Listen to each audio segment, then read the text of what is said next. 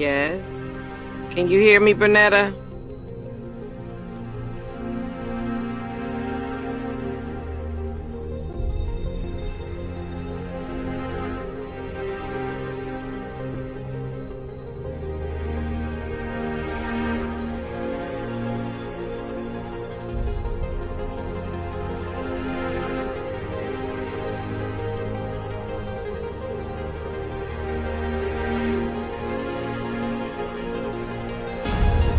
I don't know if I'm in the show or not. Crystal?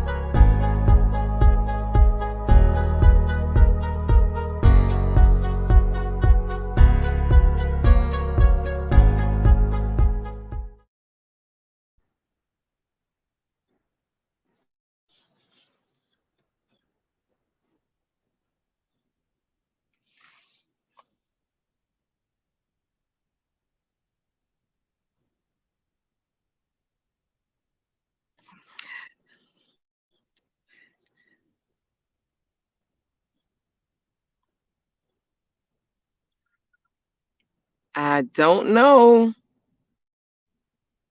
I think we go on after 3 minutes. I'm not sure.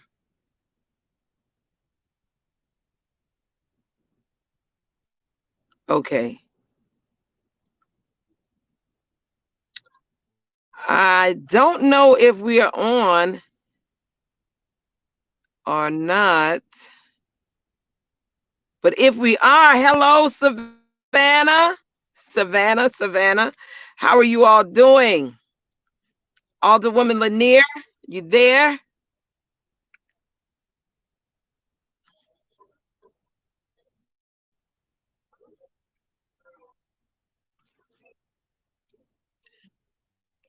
I I don't have, let me see. Let me see something. Hear me? Okay. Can y'all hear me? May have cleared it up, whatever you did. Okay, wait a minute. Let's see here. Hello, can y'all hear me? Oh my goodness. Crystal, can you hear me? Okay. I can't hear myself back. Can you hear me? Oh, thank you. All right. Hello, Savannah. How is everybody out there in internet land and all of that good stuff? But we're doing a special show tonight because of what happened on yesterday. And we just want to clarify some things and get some people on a understanding note of what happened at our city council meeting on yesterday. 3 of us on council voted for a rollback on our property taxes. and 6 individuals voted for the property taxes to stay the same as it already is, generating a certain amount of funds for the city. Well, during this pandemic, uh, I thought that it would not be necessary to leave the taxes at the 12.79. I felt that, now I'm speaking solely for myself, I felt that if we did a rollback under these circumstances, it would be beneficial to our citizens.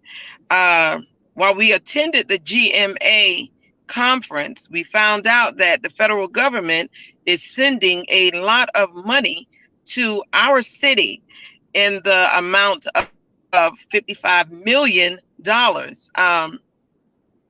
And it was stated that the money would only generate $27,000. Well, I found that to be rather interesting. I know that banks aren't giving a whole lot of interest, but I know on $27 million, you're gonna get more, in my opinion, than some $27,000. But anyway, uh, I personally decided to vote against that tax increase, because if the point is, if your property value increases, that means that your taxes will increase as well. So the ones I believe that it would adversely affect would be our renters. And now, if a person has a property and the property is valued at $1,000, and the valuation goes up to I'm sorry, the property is valued at $100,000, and it goes up to, say for instance, uh, $1,200,000, then that means what?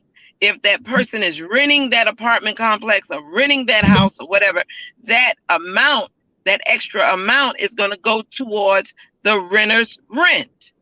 So that is one of the reasons why I voted for a rollback in this pandemic.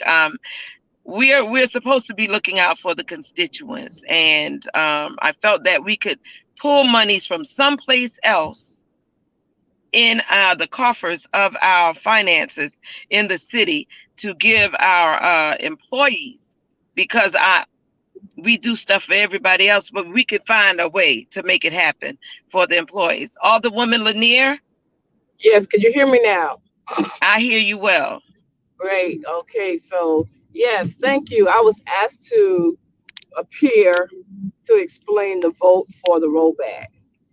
And I think if you look at the people that I serve, the people who sent me to City Hall to represent them, any opportunity that I get to save them monies, I need to take that route. And the argument on the other side is, well, we the money we will make by keeping the same percentage, the money we will make,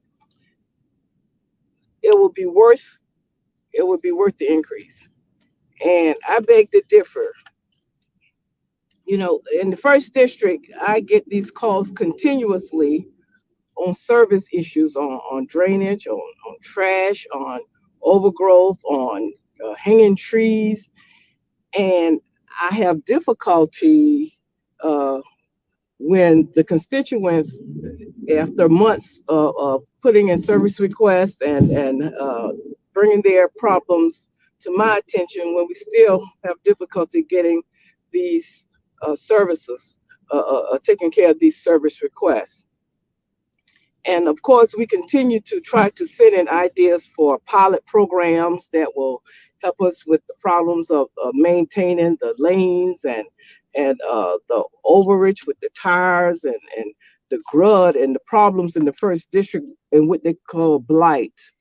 And we really want to get this blight cleaned up, but it's slow in happening, and we need to do something very impactful. So at a time of COVID and a time of begging for services, now we want to increase the tax, and I don't think that's a good idea. The stockholders, the citizens in this city, they're not only stakeholders in this incorporation called Savannah, they're stockholders. And so we're looking for a value proposition. We're looking for a return on our public investment. And when we have can't really justify the increase, and then when people call me and ask, "Are you going to vote to increase our taxes?" and for me to try to explain to them, well, it's not really an increase, it's technically a thing. I'm not going to try to do that. So I believe that we can do other actions to generate income, and that we've submitted some ideas that we haven't taken because we're so ingrained and embedded into business as usual. We don't even want to try different techniques, different best practices. We're just kind of, this is the way we've always done it kind of mode. Um, I introduced last year an opportunity to bring in a wellness program that has been proven by other cities to save millions of dollars in a city when the employees register in this wellness plan. They're in a wellness plan now, but we're not getting a return on that. This will offer a return. And Mm-hmm. staff was so callous and uncaring and trying to pursue what I brought to the table and recommended that they do all the research, the due diligence, the cost benefit analysis, because there are other cities that use this program and save money. And they did not pursue it in good faith. And that was a revenue generator. And so this is the mindset that we're up against. So now you come and you tell me let's vote for an increase or by maintaining the same um, percentage that it's not really an increase. Well, it would increase the tax that people pay per meal. Yes. So therefore, I could not justify to my average constituents that this was in the best interest of their investment or as a stakeholder in this city to increase the taxes at this particular time. I couldn't Exactly. justify it. And I heard some comments as we were looking at the comments that people were making while we were doing the council meeting on yesterday. I read some comments where the folk were saying that the citizens that came down there to the chambers, to City Hall, to voice their opinions about the increase. People in the community are saying that we coerce these people to come down there. That is so far from the Mhm. truth. I just want the public to know that we had no idea, at least I had no idea, that those people that are, a lot of them are Trump supporters, was going to be down there. And I want people to know that, the government is supposed to be transparent. You have a right to come to City Hall to voice your opinions about anything that involves you as a citizen in our beautiful city. So, for all of those that say that we coerce these people to come down and speak against council and all of that kind of stuff, that is so very, very far from the Well, I'm truth. glad you That's mentioned that. very far from the truth. That is nothing that we did. These people, you know what, I have to say this. Our government has been run so non-transparent for so many years that now here we are as elected officials engaging the citizens, having conversations with them, uh, making them aware of what's really going on, letting them know that this is your government. You have a right to have open, transparent, and fair government. And I'm so glad and I'm so thankful that people are actually getting engaged, getting involved, and paying attention to what is happening. And yesterday was a prime example that they want their voices heard. And people are paying attention. That's all I Well, let got to me say. say People this. are actually paying attention Absolutely. and speaking up and speaking out. And I also want to say that last year we all voted for a rollback. We all voted for a rollback. But now here it is this year when we are in the midst of a pandemic, another Delta variant, one more supposedly deadlier than the COVID-19. I guess that's a part of the COVID-19. I can't see us wanting to uh, keep it as the same as it was, as opposed to rolling it back. You got any comments on that, Alderwoman Lanier? Well, let me say this. I'm glad you mentioned those people that came down because I didn't know those people, but I knew one person, the young man with the gas mask on. I know his Oh name is yeah, Ben. protocol. Yeah, I know he's a Trump supporter, but I had no idea he was coming down. I hadn't spoken to him in months and months, hadn't seen him in months, but they have a right to come. So that's not accurate or Right. it's not true. So none of us have monopoly on the truth. So that wasn't true that I asked knew anyone was coming. And I'm okay, with that. I don't know those people, but I was proud of them to come I was and very represent proud of them and and speak so out, glad that as they citizens, engaged themselves that they were in the citizens. political process. But let me also say this about the millage rate. Uh, so we did all vote to, after extensive argument and maybe some public almost humiliation, we all ended up voting to roll back the millage rate on last year. And it's the same argument this year because we're not done with this pandemic. We haven't recovered financially from the pandemic. We're suffering economically from the pandemic. The federal government is assisting us, even the city, with funding because of the impact from the pandemic. So if the city is impacted negatively financially, of course people are. So why would we put any Exactly. extra burden, financial burden, on our citizens? This city would not go under if we rolled it back.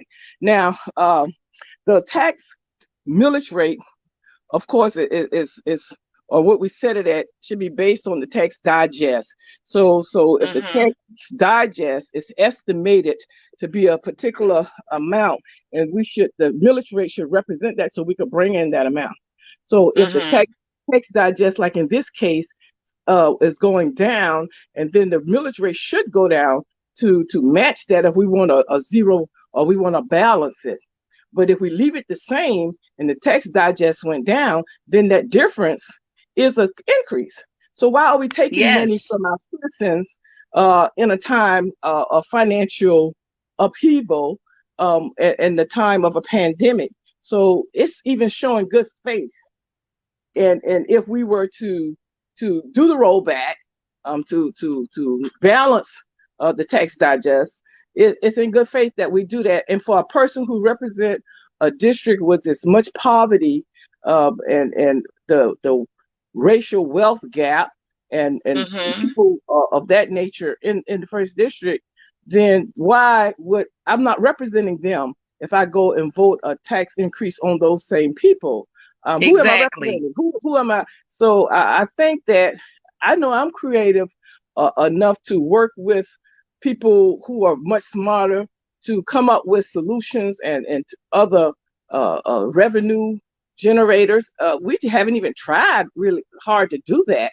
And I thought that's what we were trying to do, business a little differently and bring in some innovation and make sure that our attorney keep us focused in the right area of public affairs. So this is what I'm trying to do. I told the attorney last year when I met with him, shortly after we got elected, I told him, went to introduce myself, what I do. I told him about Ivory Bay, the nonprofit that I founded in 2005 and that I had rotated off as being the chair Mhm. and CEO, and we had someone else on and what we do. And I told him in the first district, our stuff had been left on the table. We have Yes. not come to the table and get what the fair share was for the first district, and I came to get it all. I told him his job is to keep me from going across the line, but if the good is up near the line, I'm going near the line. I'm a total line. I'm going up in the corner. I'm going up in the crack. I want it all for the first Yes. district. Listen now, I don't want the second district on.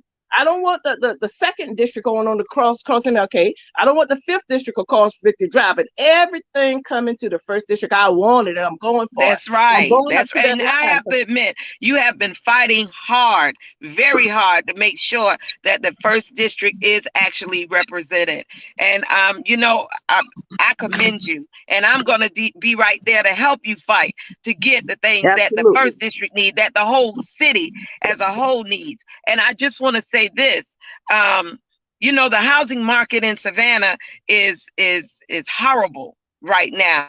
The prices are going through the roof and everything is going up. So that means that eventually our our renters, our renters will see an increase.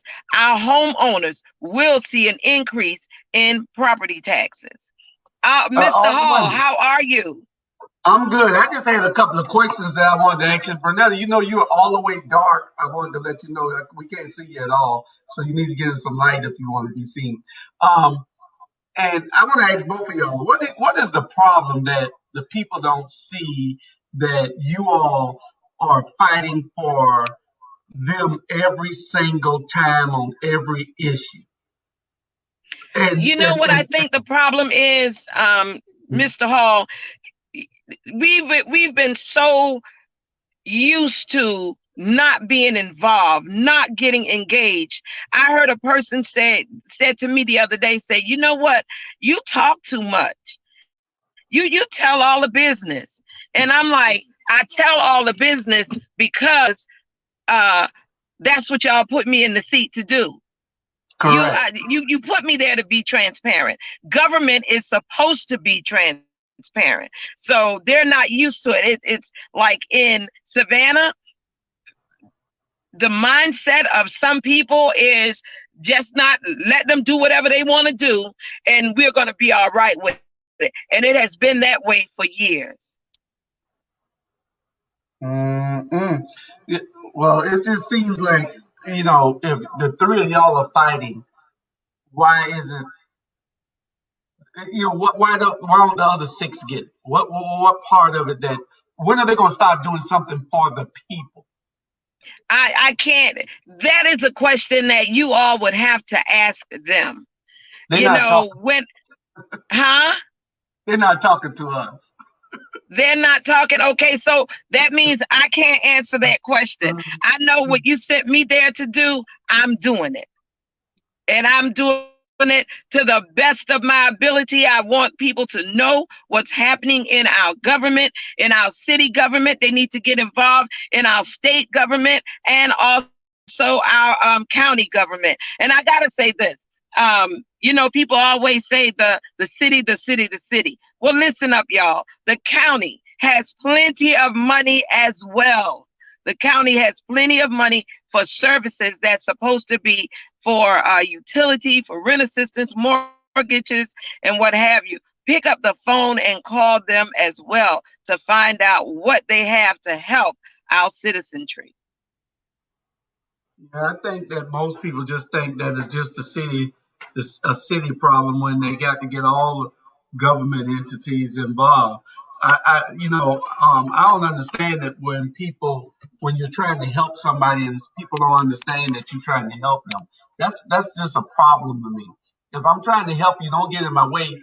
Stand behind me, or get out in front, or stand on the Exactly. side, you know.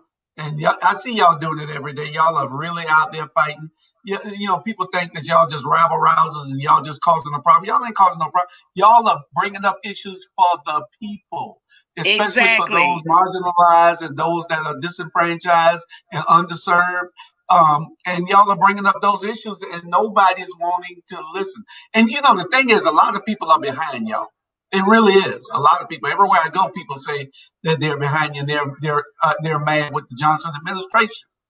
Hmm. But the thing is, and that first thing, why don't y'all just come support them then? And most of them say we do support them, but we're gonna show them with our vote. I say, well, they're gonna continue to do the same things that they're doing now until you step forward and help these ladies do what you're doing. It used to be four y'all, now it's just three. I'm trying to figure out why and what happened, where that ball dropped. I don't And know what you know, happened. I don't know what happened. yeah, but I kind of figured that was going to happen, but I don't know. I don't know. I just I'm hope just that. gonna be optimistic, and I'm just gonna hope and pray that we as an administration get it together. For so many years, it's always been status quo, status quo. And we've always had a problem of elitism. You know what I say all the time? This city suffers with isms. We have elitism, cronyism, sexism, racism, uh, Classism. oh my gosh, classism. It's so many issues Yes. that we in the city of Savannah deal with because of the way the government has been run for so many, many years. And I tell people all the time, you didn't send me to City Hall to play the game. You sent me to City Hall to change the game. So while I'm Right. changing it, don't tell me that this is the way I should do it or it's been done this way before. No, I don't care about that. We're going to make it transparent. We're going to make it open and honest as much as I can. That's what I'm going to do. Talking about folks are saying, well, what I heard the other day, a young lady said, well, you tell it all. You say this and you say that. Before I got up there saying this and saying that, did you know? Before all the women Lanier got up there saying this and saying that, did you know? Before all the women Keisha Gibson Carter got up there and started saying this and saying that, did you know? No, you did not. And we had two individuals that had been there, but they weren't saying half of the stuff that we're saying, and they're still not saying it. This is a No, I said it moment. No, it's all. I, Oh, go ahead, but I'm not interested at all in business as usual, because if I were, and then the first district will continue to get nothing, because that's what we have been getting. Nothing. We have not had anyone fighting and advocating and championing any projects that will really benefit the people of the first district. Now, we got so much work to do with that arena. I wish I could get everybody to focus on the fact that this intent, the intent of the Canal District, the intent of the arena was to bring an investment to the west side, an area that had been underinvested in for generations. And so therefore, the people, another generation, lobbied to get that investment here, and it came in the form of that arena. Now, two things need to happen. We do need that capital project, that big public works project. We do need to invest that 165 million. And actually, I don't even think that will be bringing us to parity in the monies that we haven't received through the years. So therefore, it's our time. It's past our time. So that investment needs to be accompanied with policies that ensure that benefits go back to the community, and that's not in place. And by recommending these policies, recommending these actions, the same fight that I was receiving as a neighborhood president and as a West Side advocate, I'm getting that same fight from the people who were staff supposed to be working to make sure that me as a policymaker, they implement the policies that I recommend based on good public administration practices and research methods. And I bring all of that and produce that. And still, we do not get the political will of 5 votes to have any policies in place that will help the low wealth people of the West Side, the people that were intended to be helped by the arena. So what does that look like? So we need community benefit agreements with Colonial Oil and any other large stakeholder who feel like their name should be on, get the naming rights. That should have came with a community benefit agreement. It did not. So my battery, let me make sure this battery is in. well, it almost feels like the people, when they see what you're trying to do and it's for their benefit, that they should be behind you. They should be lining up behind you to fight, because the only thing that these people understand down at City Hall is numbers. They understand power. Yeah. They understand that. So, Yes. and it's almost like y'all are Harriet Tubman and Nat Turner and Journal Truth and Fannie Lou Hamer, Sojourner Truth, Martin Luther King, Malcolm X. Yeah. And it's almost like these people don't understand that slavery is over. They don't want you to help them. They don't want to be free. And that's the mindset, for lack of another analogy, that's the one I came up with. But, just think the mindset. Here's somebody helping me Shouldn't I jump in and help them fight the bully that was beating me down for all these years? Now here's somebody who's gonna fight them. I should be behind them. Let me say this, Mr. Hall. If you think about 16, 20 years in office, think about that. So the young people now who are in their early 40s, early 30s, and in their 20s, they were either being born 10 years old, 15 years old, or 20 years old. Now that's the age when most people become politically aware, maybe not involved, but aware. So based on that, the young people in this town, 40s and under, they know certain faces been there most of their lives. So if you see somebody with that type of longevity, then you have to assume that this is what leadership looks like. Now they're old enough to start understanding issues and start understanding voting and ramifications and the numbers of politics. Politics is important. I hate to hear people say, I'm not a politician or I don't like politics, because politics govern every part of our lives. It governs where our collective money goes. Politics direct that. Say it was a big fire hose and all of our money was being shot out of this fire hose. Well, politics direct where we aim that hose, whether it's at something going to benefit your child's sports and recreation or benefit housing programs where your relatives and elderly neighbors could get their housing. So we all have to be astute in politics and understand chess. Learn how to play chess. That's one of the best things you can do. Strategize ourselves into this situation. Now, what I'm telling the leadership and the first district, the presidents of the first district, especially in the Greater West Side, even all the way out to the Highlands, I'm working to empower these citizens to have their own power, to recognize and know how to use their power. So no longer will politicians promise us anything. No longer will mayors and city managers we want it in writing. We want we want good neighbor agreements, and that's a precursor to community benefit agreements. We're working on that, but first we need an ordinance. But right now, the only thing we have to bind anyone to anything promised to a neighborhood is that good neighbor agreement. So don't tell us anything no more. Don't tell us nothing. Put it in writing. That's right. That's right. And one thing I want to say is, if you look at the arena project, since you brought that up, Alderwoman Lanier, it is a sin and a shame that $169 million project did not require any local DBE participation or local participation. These individuals in that last administration signed over the rights to the arena, to the developer, to the OVG and AECOM Hunt, just signed it over to them and said, y'all do what you will. Did not even care about the people in this area. And that was supposed to be an economic driver for the citizens of Savannah. On top of that, we had two individuals that's on this administration right now that did not come back to the people and tell the people what was going on so that we could get on top of it before now. This was a generational and if anything was said, it was said very quietly. This was a generational wealth building opportunity when you gave that to OVG. Let me ask you something. I saw something where the council voted to buy some damn ice machine, some ice cleaning machines for the rain.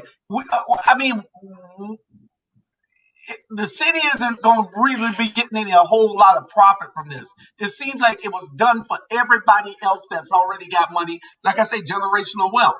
And why is the council buying two machines to clean the ice for a hockey team? Well, that's supposedly. The hockey isn't for that area over there. That's supposedly already in the money from the arena. That's already the SPLOS money. So it's already done. I assume that all of that was added in that $169 million. Well, because the hockey was already chosen, we didn't choose that. Then the Zamboni is a machine required to maintain the hockey rink. So now is the market that's intended to be uplifted by the arena is not a hockey market. So therefore, I think the idea behind that was to entice other people, to bring other people, but we can't stop there. and I'm tired of being against so much. Let's be for some things. Let's get a minor league or D League basketball team, and I bet you it will be sold out each and every time Mm-hmm. that it plays. So these are the kind of things that I want to advocate for going forward.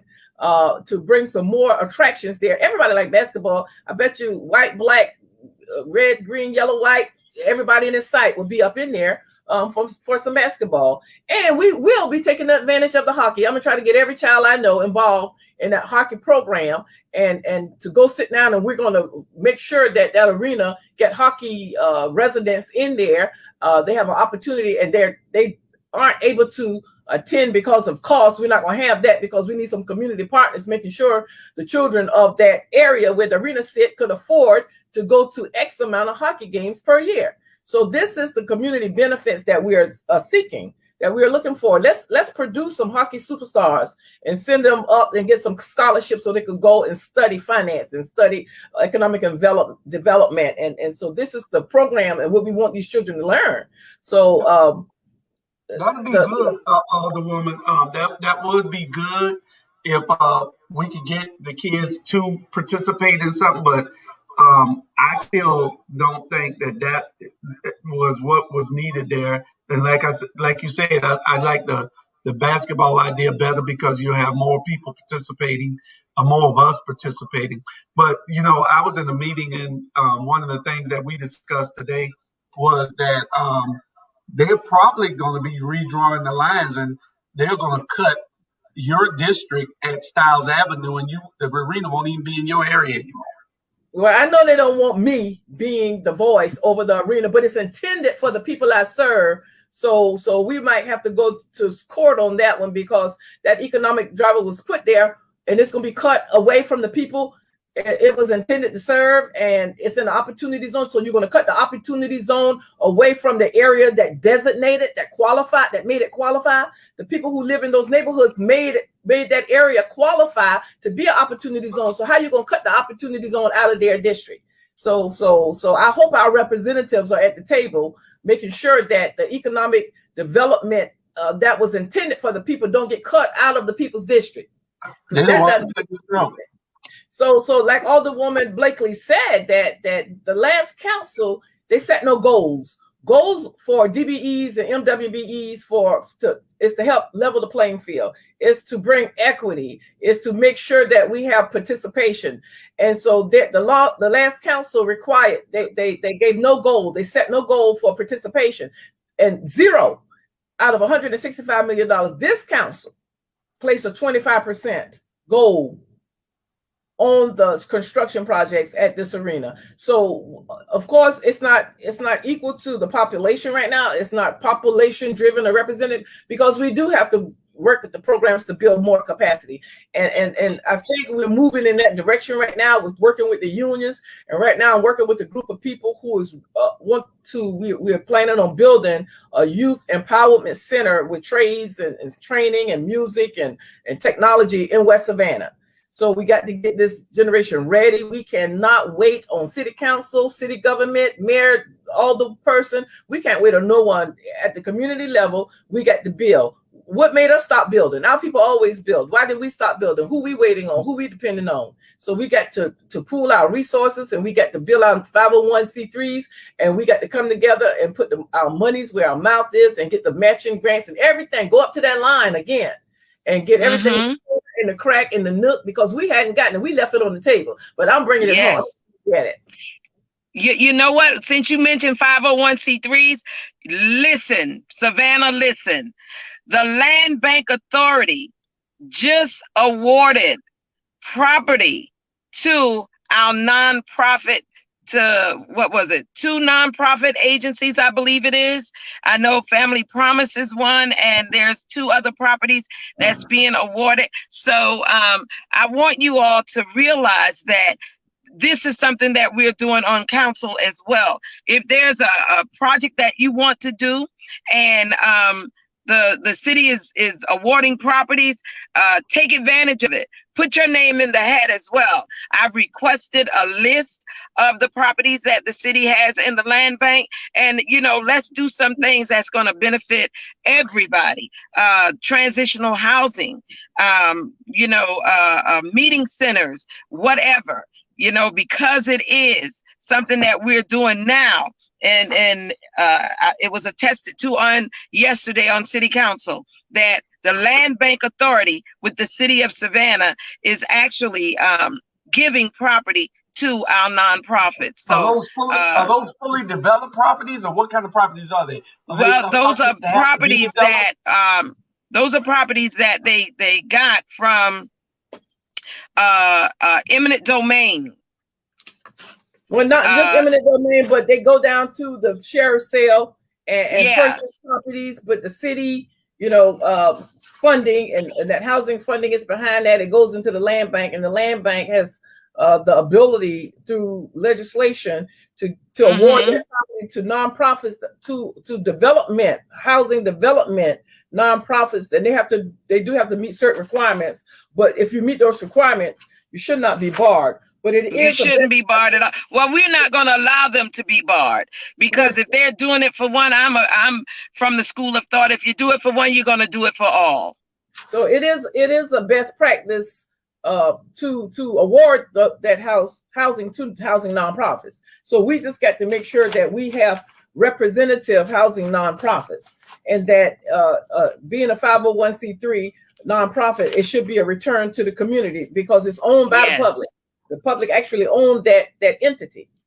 So that's where we headed. I support that, but we need a lot of eyes and watching this to make sure that the I's are dotted and the T's are crossed, and that it's being administered in an equitable manner. Now, something that's not being taken into consideration, and people think I have three heads when I say we got a culture in these neighborhoods. In these historic Black neighborhoods, we have a culture and a history, and we have a way of life. And we have a distinct architecture. So to come in here running ramshod and tearing everything down and building all of these little houses that make it start looking like a city project, the City of Savannah project, we need to make sure that as we come into the West Side and to these historic African-American neighborhoods, that we take consideration of some type of hearing to determine whether or not that particular property need to be torn down or built. And we sure don't need a high rise on Hudson Hill on Graham Street.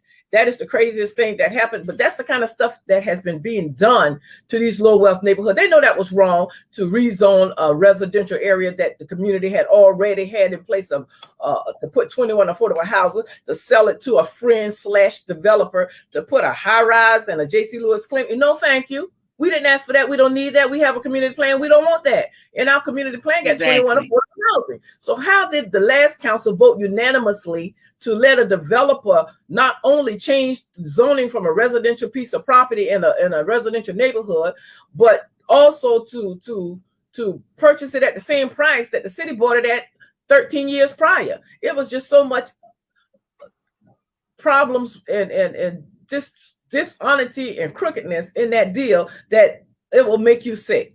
So we're not finished getting that known yet. We got to come back around to that, but we have so much coming at us in this part of the West Side that it's going to take a while, but the awareness is the first step. Yes. And you know what, Bernetta, it's not just the West Side. It is predominantly African-American communities.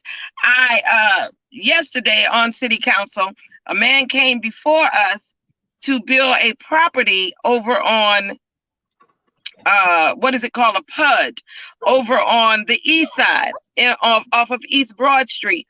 And when I go in that area, I went yesterday because I wanted to see, it was 14 properties that he possibly owned and had redeveloped and what have you. And I just wanted to see those properties. And I had a conversation with the community members out there, with residents out there. And they were like, they didn't even know that all of this stuff was happening. And these were lifelong residents off of 39th and East Broad, off of 38th and East Broad, Solar Avenue, all those areas up in there. And it's like folk just came in their community and just started taking over, and now the rents are extremely high, the taxes are extremely high. So it's like, they're just taking advantage of our legacy communities. And it's just sad. So we're fighting so Yeah, that does not listen, happen. I know it's just not the West Side, but we've been fighting these the old Savannah River plantations over here, and we saw it happening to the East Side and knew that it was coming. That's why we formulated Ivory Bay Community Development Corporation, because late brother Curtis Cooper, myself, Pam Oglesby, we said that, look, because I was a young administrator, a public administrator at the time, and I was working in engineering and public works, and I saw these plans pointed towards my community, although they were 10 and 15 and 20 years down the line. I had to come back and blow the whistle, blow the horn, and say, look, this is coming. So we need to formulate something that will build an alliance for us. So when they come over that Bay Street Viaduct, when they come up Gwinnett Street, we'll be standing arm in arm and say, look, we're in an alliance, and you got to talk to us before coming through here. We welcome growth and development, but we want smart growth and development. We demand policies to be in place that are anti-gentrification as far as forced displacement. We have a legacy here. We are embedded here. We are rooted here, and we don't plan to go anywhere. And so that's because of this voice that have never been at the table being heard. It sounds foreign. It even makes some people angry because they're not used to hearing low wealth people, the people who are at the belly of the beast here in Savannah, the people who made the moonshine that equipped all of the bars downtown back in the 20s and the 30s and the 40s. Yeah, these same people who fed Savannah through the city market, that when the municipal farms were out here on the West Side, the same people, so we're still here. And people don't just one day, too many people decide, I'm gonna move to the West Side. They usually are generational people, their mother, their grandmother, because, family people. We live here, we've been here. And so we have something to fight for. We know our legacy. We know we have these assets out here like the Weeping Time, historic assets. We got a lot of assets out here, human resource assets. So that's why we fight. That's why we fight, so we could build wealth in place. We're not interested in poverty and eradicating poverty, because we know if we concentrate on building wealth, it'll take care of the poverty. So we plan to build wealth in these low wealth communities. And it sounds so odd to some people, but I find, Mr. Hall, it's my generation that hear this and push back and oh my goodness, why don't you go someplace and sit down and hush? Those old people who told you to go to school, you actually listen. But I'm saying that to say the young people, they embrace this. They hear this talk about building wealth, about building legacy, about the possibilities of staying right here and buying the block and buying our communities, and they believe it, and they're doing things. They're not waiting on us. They're doing things, but we have to leave a foundation that is so solid that our young people could continue to stand upon it and build, get up on it and build. And yeah, I advocate hard for the first district, and especially the West Side portion of the first district, because this is my legacy. This is a fourth generation resident. My great grandmother, Cordy Butler, lived in Frogtown and walked to West Savannah every day to Cummins Street to her daughter's house, and so West Savannah, Frogtown, Hudson Hill, where my dad born and raised, his mother lived here. Friendship Church, 5 doors from my house, was built in 1890. We have a history out here. The worst thing could have happened was to allow that Salvation Army to bring the homeless shelter and those transitional houses there on that sacred piece of historic property. And it should be used to commemorate, to celebrate, to honor the people who were sold from that property. And at the same time, it's so large enough, it could also be a upliftment because of the terrible thing that happened. Something great could come from this, just as wonderful as if we could use it also as an economic engine. So we could do all that, but it would be up to the people once we continue to slay this devil, this machine, this dragon. Yes, We're David and Goliath. I'm telling you, people don't even understand how serious this is. I tell people white supremacy is real. It's really real.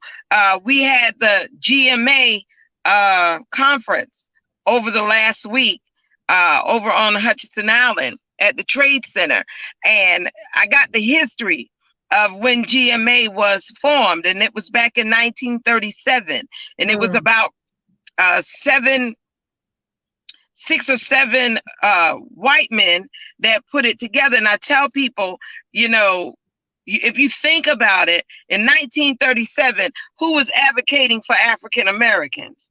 Not too many people that I know of, except for the ones that we found in the history book. I'm talking, it wasn't a mass of people, and the ones that had control back then, they weren't advocating. So when I look at that and I go to a class, and the class is a lobbying 101 class, and in that class, they're teaching you how to not answer a constituent's question.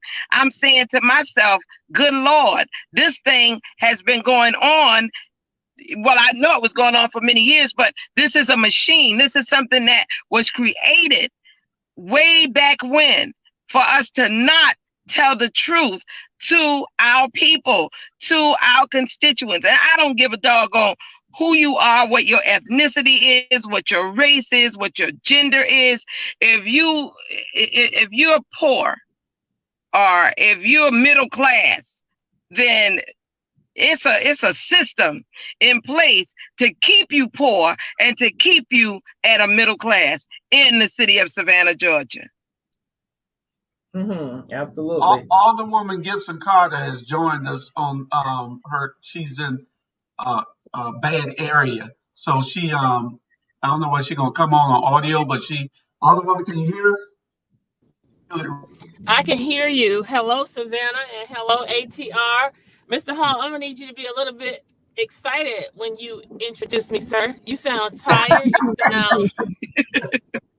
I know you're upset with me. But it's going to be okay. We're going to make it's it. All We're love. all going to make it. It's all love. Y'all know I love Port Wentworth, y'all have your hands full because Yes. Paul is a taskmaster. He doesn't play the radio when it comes to scheduling, time, events, and activities. He is on the money, and we appreciate it. We're here for it all. We're here for it all. Thank you. So listen, I'm sure my intrepid colleagues, Alderwoman Post 1 and Alderwoman D1, I like to affectionately call them.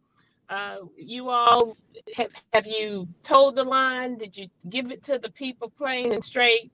Are we good? Are we good? Oh, you know, we told them, but you can tell them as well. Well, Mr. Hall wanted us on tonight to talk about the millage rate and what led up to our decision to petition for a rollback. And I'm sure what I'm saying is consistent with what you've probably already stated. And that is that we were more inclined to be concerned about the citizens and not increase taxes and have them absorb expenses simply because of poor planning, wasteful spending, and overreaching of our government. We're talking $1.9 million is essentially what this 12.79 millage rate will yield, as it will increase people's taxes whose assessed value increase.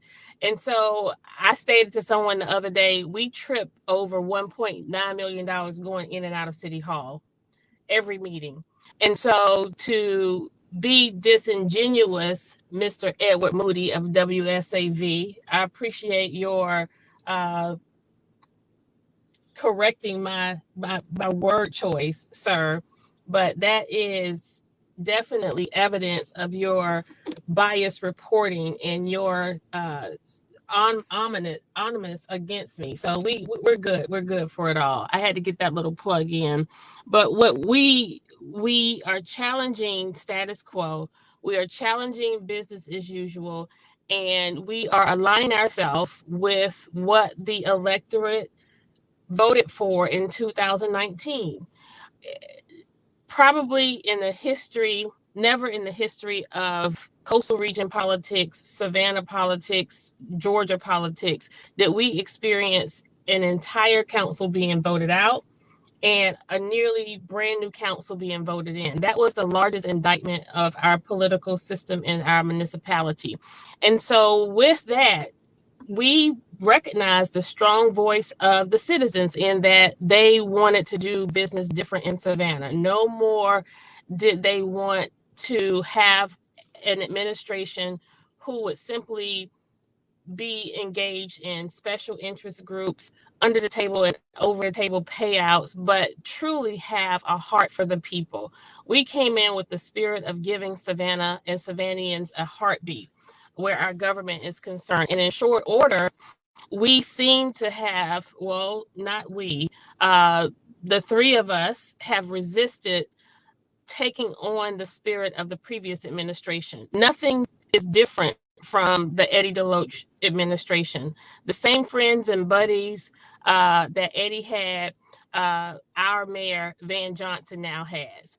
If you look at his campaign disclosures, and he likes to say that it's public, and I encourage you people to go and check the record, go on the City of Savannah's website, look at the financial disclosures that we are required to offer, and just ask yourself why we're not in an election season. Why is the mayor receiving campaign contributions from an attorney's firm who petitions our council constantly for the privilege of having zoning options and variance changes?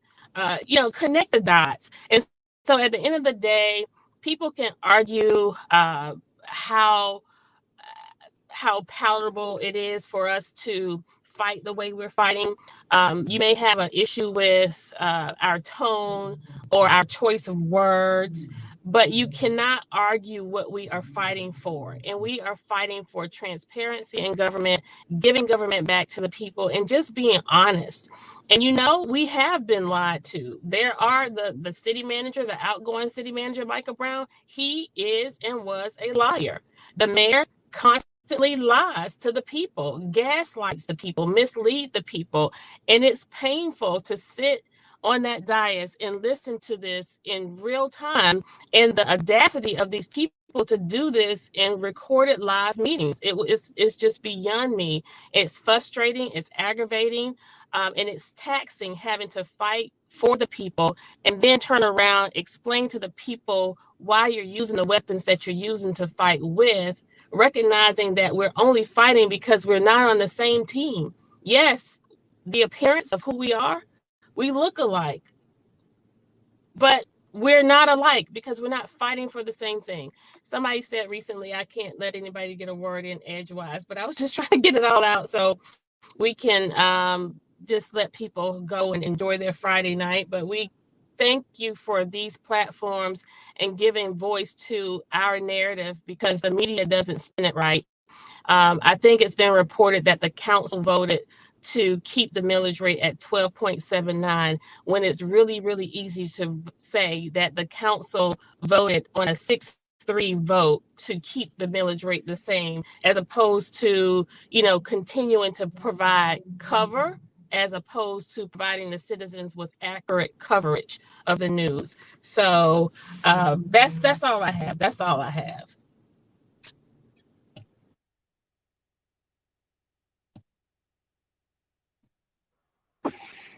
See, that's why I kept talking, because nobody else is saying anything. We talked out. We've been talking for an hour. Yeah, so what we have to do is get the people rallying behind you, ladies. That's what I think is going to happen. People have to stop. They have to wake up and see that it's time that they get involved and get engaged. And y'all are there. I commend all three of y'all. Y'all fight every day. And people got to look and say, well, if there's a lot of confusion on there, what is the confusion about? Who's trying to help me and who's trying to hurt me? Or who's trying to make sure that I just remain in the dark? And that's all they got to do. Ask yourself those questions, and you'll see who fights for you. Mr. Hogg, can I put out a plea? And I'm asking the public, I'm asking for help. It doesn't matter where you live at. I took a course this weekend on entrepreneurism in cities, and it's so much going on. Just take a look at some of the little rural cities, and a lot is being invested. And we knew this was a trend many years ago, And we lobbied so hard to get an entrepreneur center on the west side that is also a community market. That's the concept. That's the concept that we came up with Ivory Bay. That's the concept Brother Curtis Cooper and I fought so hard to get into as arena committee members, to get it into the Canal District Plan. We knew that the arena by itself is not an end all in helping to uplift this area out of poverty. But if we got that city market, that community market, that is also an entrepreneur center, and we could guide our young people on the west side into that, to take these classes, to get into this program that will allow them to have incubator space in the market and throughout the Canal District and on the west side. We had a model that we sold to the planners of the plan, and we got fought so hardly by people on council now and staff members. But once it was accepted, if they looked at it and realized what it could be, then all of a sudden it's in the plan that they started pushing those people who brought it to the table away from the table as usual. They didn't want to hear anything from me about it, anything from Brother Cooper there. And now the plan is in place, and it's taken off. A lot of plans are being made. They're meeting on it. No one representing our community is there. It should be some of us who brought it at the table involved, our organization, and we're being pushed away from the table. We need that entrepreneur center. We need that market. And it's not intended to be a revenue generator, but it is intended to be sustainable and take care of itself, and we could fashion it to do that. But not only will it help the people of the west side, but it will help any young student at any university and young people throughout this city. It will be a wonderful addition to the Canal District that keep the local people attached to it and not just I'm asking for your help and in many ways. Attend those meetings, get involved, call the city manager's office and find out how we could make sure that this is a community asset. This city market / entrepreneur center is an asset. We need it. We need it. And we're really talking about uplifting this area. We can't let them take this away from us. Thank you. All right. Alderwoman Blakely. Okay, something going on in my car. I don't know if y'all can hear it or not, but I'm trying to put it on the speaker. But we've basically told you exactly what happened with this last city council meeting, and I'm going to continue to ask our citizenry to get involved, get engaged, and get educated on what's happening in our city government, how the government is supposed to work, not how it's been working for years in the past. Tune in to our shows. I do a podcast on Tuesday at between 7:30, by us, for us. Alderwoman Gibson Carter does a podcast. We have ATR. We're trying to educate the citizenry in our city. Y'all, let me tell you, there are so many opportunities that we could have as citizens, and I'm talking all citizens in this beautiful city, that we could change the trajectory of this city with the stroke of a pen, and people don't understand that. A lot of people would like to say we should act a certain way, we should do things a certain way, we should go behind closed doors and make deals. No, that's not how government is supposed to work. We're not supposed to be going behind closed doors. We are by the people and for the people, and we should be in front of the people when we are making certain decisions. The only thing you do behind closed doors is when you talk about personnel and you talk about real estate. Everything else should be upfront and transparent. And that's what we are trying to give our citizenry here in the beautiful city of Savannah, Georgia. That's right. So, Brother Hall, can I share one thing with your viewers, please? And looking at your local government, if you live in the city of Savannah, if you live in the city, you voted for 4 people on council. You voted for your district alderman, alderwoman. You voted for both of the at-large who run citywide, and you voted for the mayor that is also a citywide position. So that's 4 people. Everyone votes for 4 people. 4 people should represent your interests. But it takes 5 to pass any measure. So that district person should be able to depend on the support of the 2 at large and the mayor. So therefore, those 4 votes should be for the best interest in the majority of that district, or the work is being done by basically the older person, and they're going to bring the information, the facts. They're going to organize with the help from the at large. So now you got 4 people should be supporting you, and you should be able to bring 1 more. If the measure is that important to the district and you did your work, you should be able to pick up 1 more. In my instance, so say I am the older person in the district. Here's Miss Keisha and Alicia at large. So Estella votes with us in many instances, but it's 1 vote that we're not getting. So to get that 5, we need the mayor, the 2 at large, your district person, and 1 more person. Normally, we actually we need 2 because if we just needed 1, Dr. Shabazz proved that she drew the line and became their 6th vote. So it's no longer 5-4. 6-3 is the new 5-4. So, someone once said there are no permanent friends and no permanent enemies in politics. But when it comes to friendship and politics, it should not be about politicians. It should be about the people. It should be about the people. We are here at these tables working, not so much negotiating, building consensus, collaborating, and networking.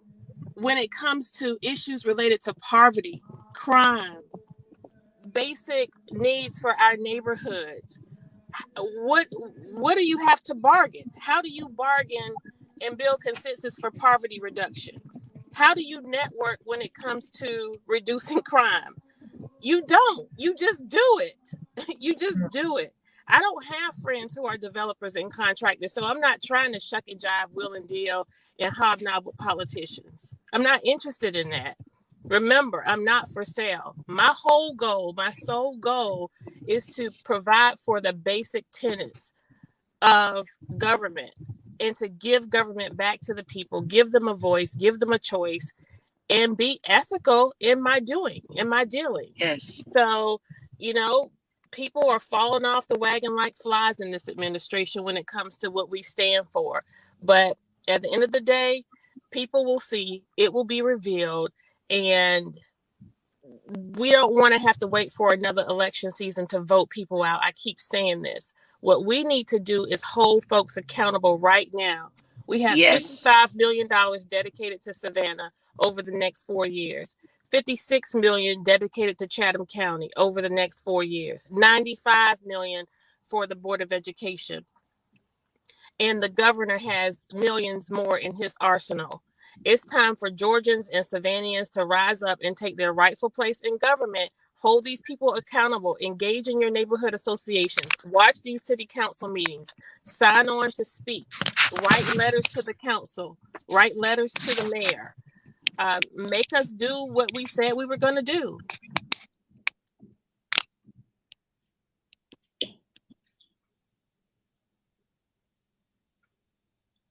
That's all I have tonight, sir. That's all I have tonight as well. Okay, well, with that being said, then I thank you ladies for coming on. I appreciate y'all being at the ready so that we can get this. I know y'all were all out and were rushing home. I'm glad you stopped, Alicia and Alderwoman Blakely, and sat still. Yes. So I am still. Yeah, so we just need to keep getting this out. What we have to do is be a unit and let the people understand that the news is going to come from us. If we don't give it to the people, then they're not going to hear it. It's going to be the same old thing, same status quo. Nothing will change. But if we keep, they thought that we would already have quit, but we haven't quit. We didn't quit, and we're not going to quit. You know what, Julius? We are chosen for a time such as this. That's correct. We are chosen. God gives his hardest battles to his strongest warriors. And we are truly warriors for and by the people. They might not see it right now. They may not even understand it. But just pay attention. Pay attention and see who's doing the work. And Get look, behind the ones of us that's doing the work. and for Okay, not saying that nobody else is not doing their work, but I'm talking about the real work. I'm talking about policy initiatives, educating the people, letting folks know what they need to do. And I got to say this again. I said it at the top of the show. I'm going to say it now. As I was looking at the comments on the council meeting on yesterday, because if you see me turning my head a lot, that's because I'm reading the comments as we are live with our council meeting. And it was said that myself, along with Alderwoman Gibson Carter and Alderwoman Lanier, orchestrated a group of people, some Trump supporters, to come down to City Hall and voice their opinions on the tax increase. I'm like, y'all have got to be, folk have got to be crazy to actually think that we did something like that. No, we did not. The people, the citizenry, people waking up, they're paying attention. They see what's going on and they want their voices heard. And that's why they came down there. Yes, I was surprised myself. I got bombarded walking out the door, folks was asking me questions that I could not answer. And I told them, go ask the mayor. Don't ask me, ask the mayor. Okay. And then one thing led to another, but just to set the record straight so that our citizens know, this was not something that was orchestrated. These were people who were concerned that their taxes would be increased, and they came down to City Hall to voice their opinions. I just wanted that to be said again. And it's so interesting about that, Brother Hall, that those folks identified themselves as Trump, some of them as Trump supporters. And I was looking at those comments also, and I was thinking almost like, wow, they think we got that kind of power to bring these people. Yeah. I know we had nothing to do with that, but they were having this conversation like, oh, sure, of course they did. And I was like thinking, wow, they think we got that kind of power to do that. So it's almost kind of hilarious, and you have to laugh at this stuff. But yes. I speak wealth in low wealth areas. I speak businesses. I speak entrepreneur center. I speak community market. I speak a network of community gardens and everyone's eating. I speak new construction that's affordable where people can afford it with 10% of their income. And so I embrace this work and I speak it, and we could do this in this city right now and still be able to have someone who want a second job to clean a hotel room. So we got to move in those directions, and we need an immediate investment. We need a huge investment. We need a giant step. We need a very impactful investment. And if we cannot, you notice that they're having a problem with the workforce because people are just sick and tired of working for slave wages. And people realize during the pandemic and staying home that they have a life. People miss their families. People miss being with people. And so now that we're trying to open back up the economy and at the behest and threatening people's health, because I think we a little premature in a lot of areas that we were during the height of tourist season. And now we've seen the ramification for that. And so now we're going to hurt the economy in the long run when we have to shut certain parts back down. But in the process, we should be working towards building that economy that people want to come back to, and we're trying to force that same that same old. We're trying to force the same practices. We're trying to force, but obviously there's a turn. We're pivoting, and the economy is changing, and people aren't shopping anymore in those shops as much, and people are online shopping, and people are still shopping, and people are working from home. Unfortunately, we got put the children back in harm's way in those classrooms, but all of this is related. All of this is connected as to why we got 26 plus or minus % of people in poverty in this rich port city. So we're not looking to do business as has been done in the last several administrations. We're looking to to change the trajectory, to change the way we do business, so we conduct community business like corporate business. That's why I say, as we go forward, we're going to document everything, and we're going to build agreements, so we could work at that level, so we could pull those seats up to the table, so we could put out that leaf in the table and be at the table and not just settle for the crumbs. Okay. Alderwoman Gibson Carter, any last words before we go? I just wanted to say to what Alderwoman Blakely was referencing regarding the individuals who came into chambers. When it comes to local politics, particularly our Savannah municipality, our work really should be nonpartisan. We shouldn't even have to declare party affiliation, because when it comes to your drainage, your roads, infrastructure, crime, city services, none of that is Democrat or Republican. None of it is black or white. None of it is gender-based. These are pieces related to what we as human beings want as a free society and community. And we are also servants of people whose ideologies don't align themselves with ours. We are called to serve them just as well. And this came up with the city manager. How could we, Alicia Miller Blakely, Bernetta Bryant Lanier, Keisha Gibson Carter, we led the charge. We led the charge in getting Mr. Jay Melder here, because we did not relegate race or proximity with regard to location where that position was concerned. We were more concerned about moving Savannah in a direction she needs to go. We were more concerned about changing status quo politics and about making a difference when it comes to business as usual. And so that's proof and evidence. It tripped up the majority on council, because they probably didn't think we would vote for a white man, but surely we did. Not only did we vote for a white man, but we voted for the most qualified candidate of all of the candidates who were in the pool. And so we again, I think the most important thing our citizens can do is engage. Don't rely on local media for the narratives related to what's happening in our community. Join your neighborhood associations. Every neighborhood almost in this city has a neighborhood association, or start a neighborhood association if you don't have one. Watch the local government channel or Facebook Live or the recorded archive meetings on Facebook or on YouTube. Get the information for yourself, and don't relegate everything to the city of Savannah. You also have county government.